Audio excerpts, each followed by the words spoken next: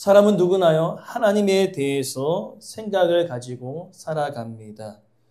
어릴 적부터 교회를 다니는 사람들에게는 하나님 너무나 좋으신 분이라고 인식되어 줄 수 있고, 또 때로는 어떤 분들은 어려운 일을 경험했을 때 하나님은 왜 나한테만 이러시는가 라고 할 때도 있고요. 또 어떤 분들은 교회는 다니지 아니지 하지만 뭔가 이 땅에서 무엇을 다스리시는 위에 계신 누군가 계시다 라는 것을 인식하며 살아간다는 것입니다. 그것은 바로 모두 다 사람에게는 신심이 있다는 거죠. 그러니까 뭔가를 바라고 뭔가를 위해 기도하려는 그 마음들이 우리 안에 있기 때문에 모든 종교가 공통점은 뭐냐면은 누군가를 대상으로 여기며 그를 섬기고자 하는 마음들이 우리 안에 모두 다 존재한다는 거죠. 어떤 사람은 불교, 어떤 사람은 유교, 어떤 사람은 아침에 일찍 일어나서 그죠? 물을 딱 그죠? 물 올려놓고 정성껏 기도하는 그런 모습 속에, 그러면서 우리가 알 수 있는 것은 모든 자들은 이와 같이 누군가를 바라보고 기도하는 대상들이 다 있다는 것입니다. 그것은 바로 하나님께서 우리에게 허락하신 그 마음이라는 거죠. 특별히 오늘 본문의 내용은요, 그러한 마음이 너무나 남달랐던 아테네 사람들을 봅니다. 수많은 신이 있었다는 거죠. 현재로 보면은 일본과 같이 가는 곳곳마다 신이 있지 않습니까? 아테네 지역이 바로 그런 곳이었습니다. 그래서 심지어는 어떻게 이야기합니까? 혹여나 빠뜨린 신이 없을까 해서 알지 못하는 신이라는 제단도 만들어 놓고 숭배했다는 것이죠. 그러면서 오늘 본문의 내용은요, 이렇게 각 사람에게 무언가를 바라보고 기도하려는 그 신심을 가진 아테네 사람들을 향하여서, 하나님을 전혀 모르는 그들을 향하여서 하나님이 어떤 분이신지를 바울이 자세하게 설명하고 있습니다. 특별히 여러분, 하나님에 대해서 궁금하셨던 분은 오늘 말씀을 통하여 하나님이 어떤 분이신지를 바로 깨닫는 그런 은혜가 있기를 간절히 소망하고, 또 하나님을 전하는 우리의 삶이 되기를 간절히 원합니다. 먼저는 우리가 첫 번째로 살펴볼 것은요, 하나님은 세상을 창조하신 분이라는 것입니다.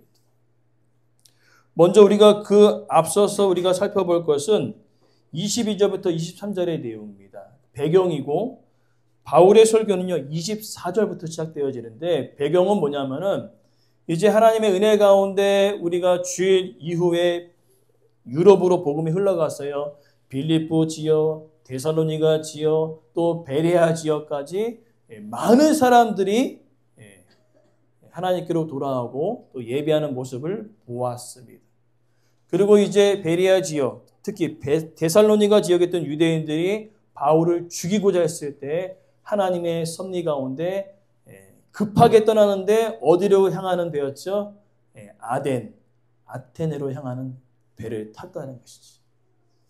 그리고 위기를 잘 넘겨서 온 곳이 오늘 본문의 아테네 지역이라는 거죠. 그러니까 하나님의 은혜 가운데 죽을 뻔한 고기를 넘기고 온 곳이 아테네 지역인데, 이 아테네 지역은요, 여러분 놀라지 마십시오. 이 아테네 지역에 신전을 비롯한 개인 신을 모시는 곳이 약 3만 개가 있었다고 합니다. 몇 개요? 3만 개. 그럼 여러분 그 아테네의 종교심이 얼마나 열심인지 아시겠지요?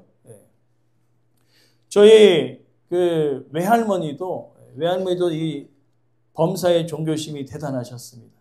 얼마나 열정이 많으셨냐면 그 불교의 스님들을 이렇게 먹을 거를 막 제공할 정도로 아주 열심히 했던 분이셨어요. 그래서 제가 이제 어렸을 때는 이제 외가댁을 이렇게 전라도거든요, 전라도 담양으로 내려가면은 항상 외할머니가 자랑하셔요. 무슨 자랑하냐면, 야, 너의 이름이 법당에 있다. 우리 초파에 되면은 여러분은 길가에 등 있으죠? 길가의 등으로 시작해서 절에 가까우면 가까울수록 비쌀까요? 쌀까요? 엄청 비쌉니다. 그리고 심지어 절 안에 있는 등은요, 상상을 초월할 수 있는 금액이에요. 근데 외할머니가 뭘 자랑했다고요? 너의 등이 법당에 있다는 거예요. 근데 저는 예수님이 있는데, 그래서 외할머니한테 항상 얘기합니다. 할머니, 제 이름 떼세요. 제 이름 떼세요. 저는 그거 안 믿습니다. 그런데도 그렇게 열심히 하세요. 그리고 새벽에 그렇게 일찍 일어나셔서 이렇게 그릇에 물 담아 놓으시고 기도를 하시는 거예요. 자녀 잘 되라, 손주손녀 잘 되라. 얼마나 정성인지 모릅니다. 근데 그런 분이 이제 어떻게 해요? 예수님을 믿게 되었어요.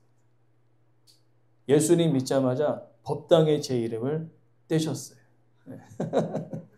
이거 아니구나. 이거 아니구나.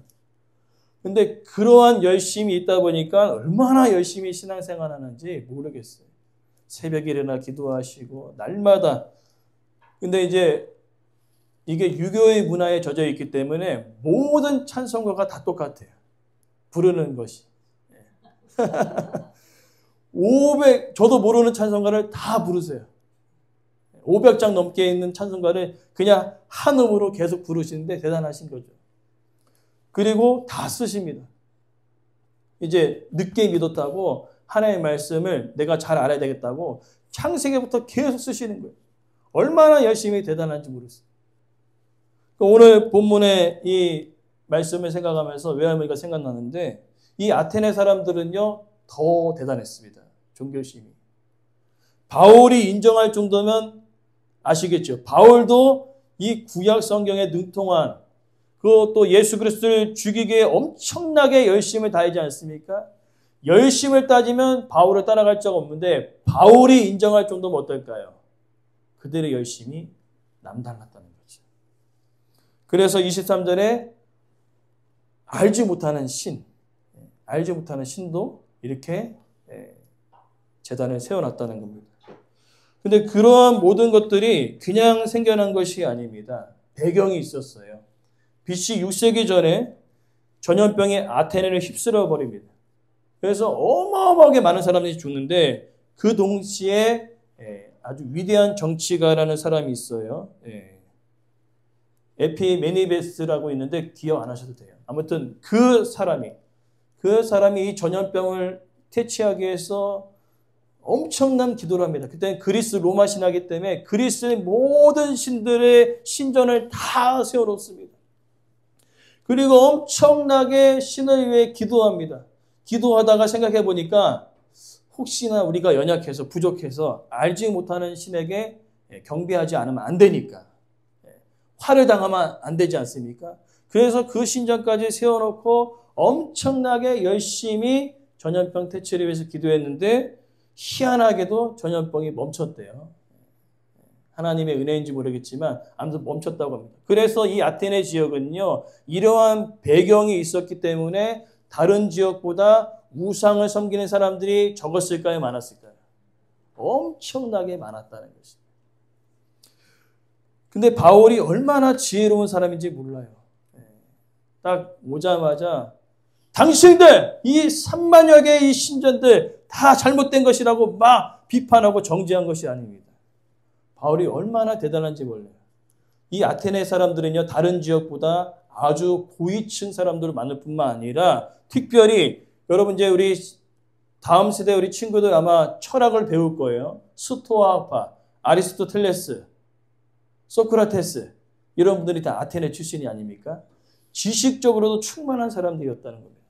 그래서 바울이 어떻게 접근하냐면 그들의 지식과 그들의 모든 것들을 잘 인정하면 여러분 정말 대단합니다. 여러분 열심히 인정합니다. 라고 자연스럽게 접촉점을 만들었다는 거예요. 대놓고 이겨라! 우상숭배입니다. 다 때려 부수세요. 라고 했던 것이 아니라 이 사람들은 지식이 있는 사람이라 말을 하면 알아들을 수 있는 사람이었거든요. 그래서 그들에게 그들의 열심을 인정하는 여러분 정말 대단합니다. 근데 여러분 보니까 내가 지나와서 보니까 알지 못하는 신전이 있더라고요. 제가 그 알지 못하는 그 신에 대하여서 여러분들에게 좀 이야기하고자 합니다. 어때요? 마음이 열리죠? 여러분들이 열심을 내고 있는데 제가 이거 열심히에다가 그냥 찬물을 확 견자면서 이거 여러분 잘못된 거예요! 라고 여기면 어떨까요? 지식 있는 사람들은요, 아니다라고 반박을 했을 것입니다. 근데 바울은 정확하게 그 사람들을 알았어요. 그래서 그들의 열심을 인정하고 알지 못하는 이분들에게 설명을 하는 겁니다.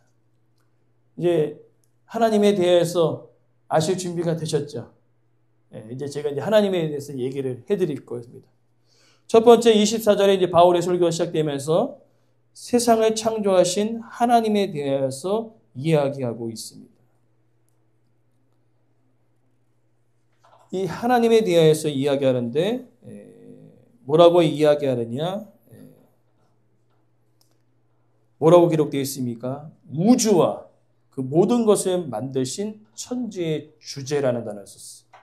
천지의 주제. 주제라는 단어를 쓰니까 여러분 잘 모르겠는데 주인이라는 단어입니다. 그러니까 온 땅을 창조하신 분이 하나님 되시다는 거죠. 여러분들이 믿고 있는 그 3만여 개의 모든 신들은 사람에 의해서 만들어진 것이지만 이 하나님은 사람을 만드시고 온 땅을 창조하신 하나님 되심을 바울이 선포하고 있는 것입니다. 그러니까 뭘 선포하는 걸까요? 창세기 1장 1절 말씀을 선포하는 거죠. 함께 우리가 다 암송하실 줄 믿고 함께 합시다. 태초에 하나님이 천지를 창조하시니라. 아멘. 창세기 1장 1절은요, 증명하는 것이 아니라 선포합니다. 진리는요, 영원부터 영원 전까지 있었던 것이기 때문에 무언가를 증명할 필요가 없어요. 그렇기 때문에 선포로 시작되어집니다. 선포예요. 하나님이 천지를 창조하셨다. 그러면서 로마서에 바울이 이야기합니다. 여러분 믿지 않는 자나 믿는 자나 다 하나님 앞에 피할 수 없는 그 이유는 바로 두 가지가 있었다는 거죠. 따라합시다. 일반 계시, 특별 계시. 좀 어려운 내용이지만 쉽게 설명하자면 일반 계시는 여러분들이 보시면 자연 만물을 보이시죠? 자연 만물. 이 자연 만물을 통하여서 하나님이 살아계신 것을 보여낸다는 겁니다. 우리가 이 지구가 있지만 지구 위에 은하계가 있습니다.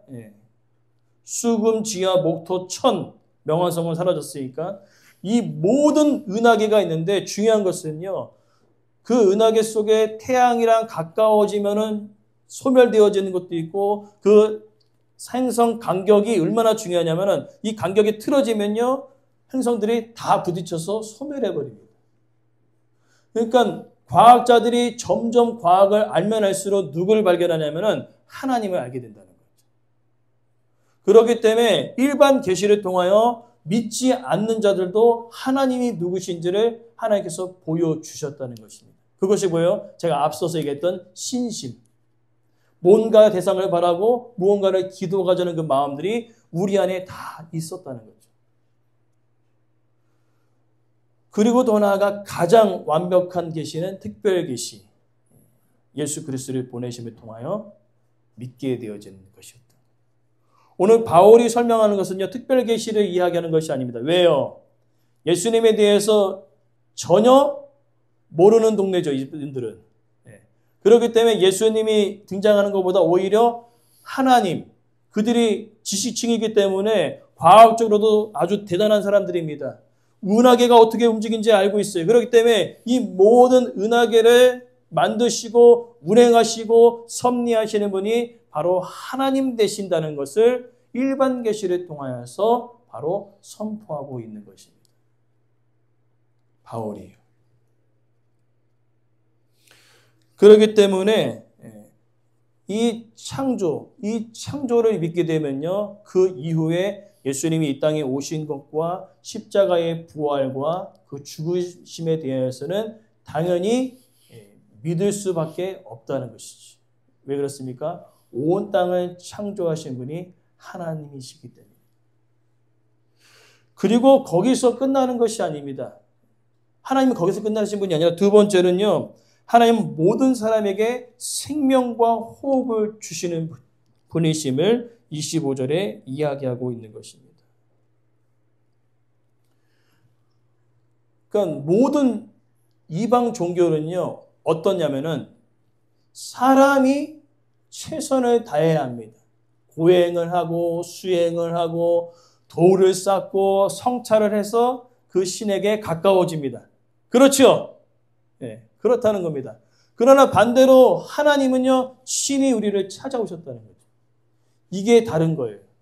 다른 종교와 기독교의 차이는 뭐냐면 다른 종교는 우리가 열심을 내서 찾아가야 합니다. 찾아가서 만날 수도 있고 못 만날 수도 있어요.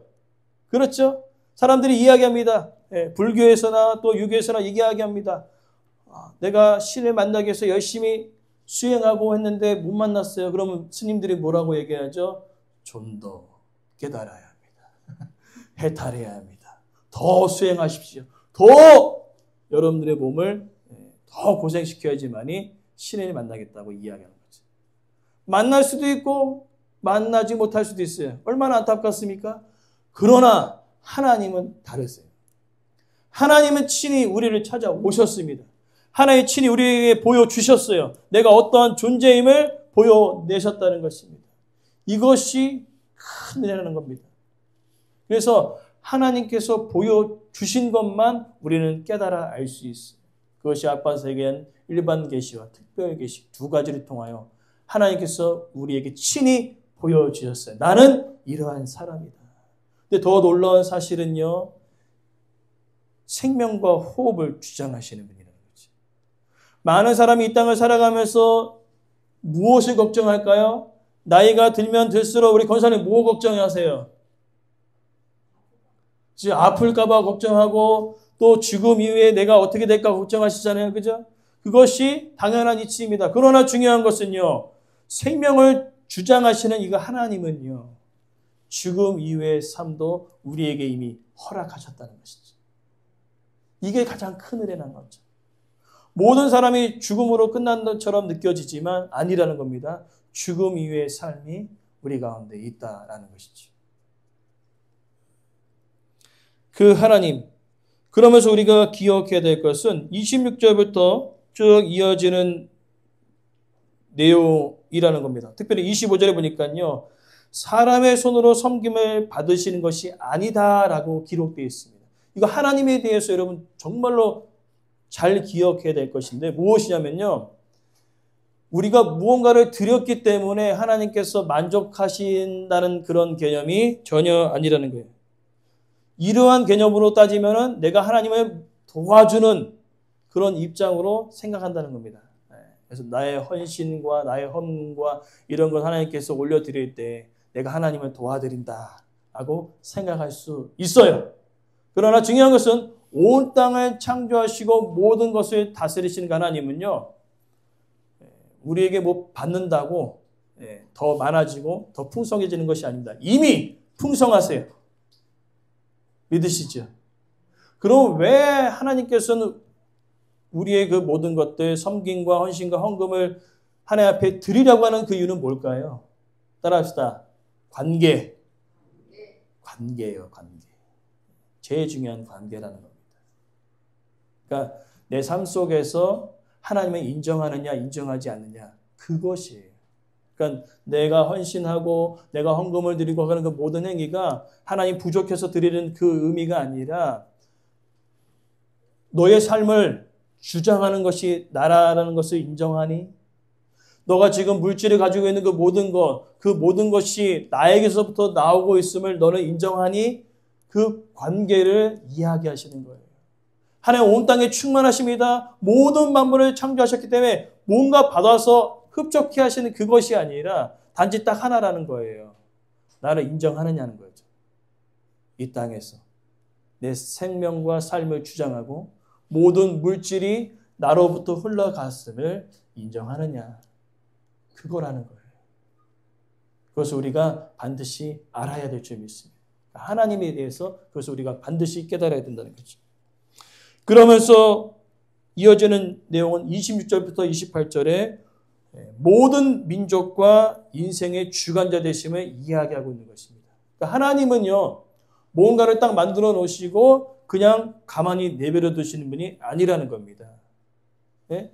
에덴 동산에 아담과 하와를 딱 내버려 두시고 니들끼리 알아서 잘 살아 라고 하셨던 분이 아니라는 거죠.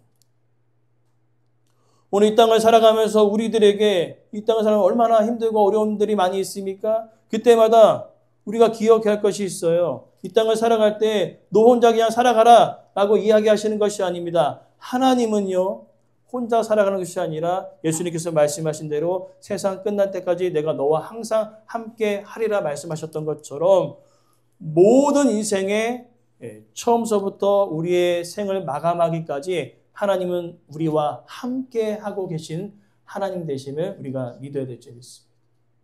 그리고 더 나아가 역사에 등장하지 않고 방관하시는 분이 아니라 역사의 변화에 따라 그 순간순간마다 늘 하나님은 존재하고 계시다라는 것을 우리는 기억해야 된다.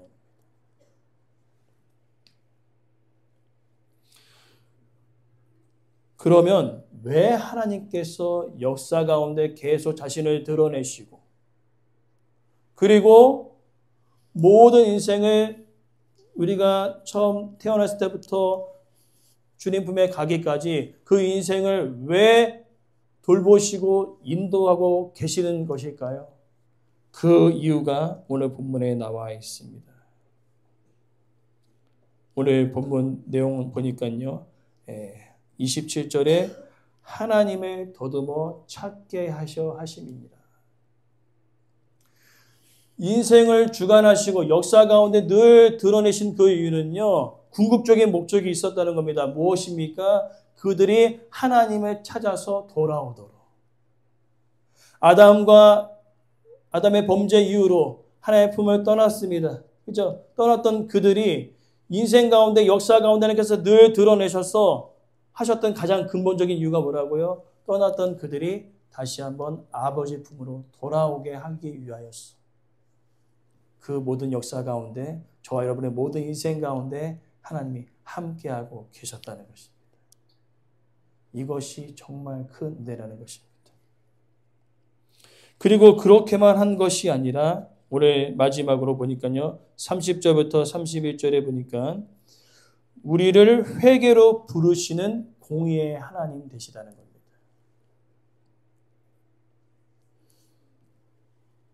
많은 사람들이 하나님을 알지 못하였으나 결국에는 하나님께서 자신을 드러내심을 통하여 모든 자들이 회개하고 하나님께로 돌아오게 하셨다는 겁니다. 회개의 가장 근본적인 단어는 뭡니까? 따라합시다. 방향, 전환. 방향 전환이에요. 아까 제가 말씀드렸습니다. 아담의 범죄 이후로 방향이 세상을 향해 버렸습니다. 하나님의 품을 떠나버렸어요. 그것을 많은 사람들이 죄인이라고 이야기합니다. 죄인의 다른 말은 뭐예요? 근본적인 것은 하나님의 품을 떠난 것입니다. 근데 그 떠났는데 하나님의 떠나는 대로 내버려 두신 것이 아니라 많은 자연 만물을 통하여 또 선지자들을 통하여 많은 복음전들을 통하여서 어떻게 해요? 다시 한 방향을 틀어서 누구에게로? 그렇죠. 하나님에게로. 아버지에게로 향하도록 하셨다는 것이지. 그러니까 회개할 수 있는 그 은혜 또한 누가 주신 거죠? 하나님께서 허락하여 주셨다는 것입니다. 이것이 정말 우리에게 큰 은혜라는 것입니다. 우리는요, 스스로 돌아갈 수 없는 존재. 더 멀어지면 더 멀어졌지, 방향을 전환해서 돌아올 수 없는 그런 연약한 존재가 우리라는 겁니다. 그럼 하나님께서 그 은혜를 허락하여 주셨어. 방향을 전환하여 하나님께로 돌아오게 하셨다는 것입니다. 여러분, 크게 오늘 하나님에 대하여서 우리가 알게 되었습니다. 하나님이 어떤 분이십니까? 여러분, 말할 수 있을까요? 저와 여러분들을 만드신 창조주 하나님이십니다. 온 땅을 다스리시는 천지의 주인 되십니다. 그리고 정말로 감사한 것은요, 많은 종교들은요, 우리가 열심을 다하고 나아갔을 때 만날까 만나지 못할까 불안해요. 그러나 중요한 것은 우리가 믿는 하나님은 먼저 우리를 찾아오셨다는 겁니다. 찾아오셔서 자신을 드러내 보여주셨어요. 그리고 그것뿐만 아니라 죽음 이후의 영원한 삶을 우리 가운데 약속하셨다는 것입니다. 이것이 얼마나 큰 은혜입니까? 그리고 더 나아가 사람들이 핑계치 못하는 그 일은 모든 역사 가운데 하나님은 시대를 구분하지 않고 모두 다 존재하시고 등장하셨습니다.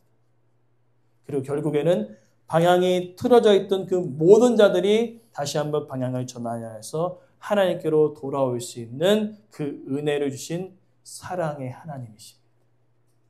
우리가 그 하나님을 우리가 크게 이 내용들을 다른 사람들에게 우리가 전했으면 좋겠어요. 특별히 믿지 않는 사람들. 그들도 핑계치 못한다는 겁니다. 왜 그렇습니까? 일반 계시가 있어요. 자연 만물을 통하여 우주가 돌아가는 그 모든 것을 통하여 누군가 이것을 움직이시는 존재가 있다는 것을 많은 사람들은 인식하며 살아갑니다. 그분이 누굴까요? 오늘 바울이 얘기합니다. 그분이 바로 하나님이시다. 아테네 사람들에게 바울이 설명했던 것처럼 오늘 저와 여러분에 속한 모든 사람들에게 이 하나님이 어떠하신 분이심을 우리가 전할 수 있는 그런 한 사람 한 사람 되어지기를 간절히 소망합니다. 그래서 결론은 내 인생의 주인은 내가 이끌어가는 것이 아니라 하나님께서 이끌어 가신다. 그것이 바로 하나님의 자녀들이다. 우리가 바로 그러한 자입니다.